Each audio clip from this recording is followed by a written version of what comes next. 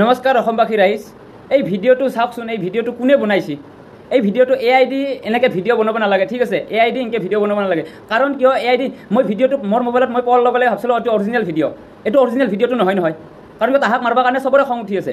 মই মাৰা বুলি ভাবিছিলোঁ, মই মাৰা বুলি ভাবিছিলোঁ। কিন্তু পাছত যে ভালকৈ যে চালোঁ, তাক মাৰাৰ কাৰণে 4জন মুঠা মানুহ আহিব না, গোটেই অসমৰ মানুহে উঠাই দি আহিব তাক মাৰাৰ কাৰণে। এই 4জন মানুহ মুঠাই আছে। লাষ্টত মই ভালকৈ ভিডিঅ'টো চালোঁ, চাৱাৰ পাছতহে গম পালোঁ এইটো AIৰ ভিডিঅ'। AIৰ ভিডিঅ' কি কৰিব বনাব লাগে? মানুহবিলাকে কি ভাবব? অৰিজিনেল বুলি ভাবব না? প্ৰথমতে চাৱাৰ লগে লগে মানুহৰ মাথাত কিমান টেনশ্যন উঠি আছে, সেই টেনশ্যনবিলাক যে আৰু উঠি যাব, ঠিক আছে? এই AI দি ভিডিঅ' নেক্সট টাইম কায়ো নবনাব যেন মই এখনিয়ে ক'লোঁ। নেক্সট টাইম কোনো AI দি ভিডিঅ' নবনাব। AI দি ফটো এডিট কৰে, কিবা কৰে, কৰি থাকক, কিন্তু এইবিলাক জুবিন দাৰ ভিডিঅ' এইবিলাক বনাব নালাগে। গাইজ, মোৰ ভিডিঅ'টো যদি চাই কিনে যদি ভাল লাগে পূৰা শ্বেয়াৰ কৰি দিব, যোনে বনাইছিলে এই ভিডিঅ'টো, ঠিক আছে? সেই মানুহজনক লগিন, আৰু নেক্সট টাইম কোনেও নবনাব, ঠিক আছে?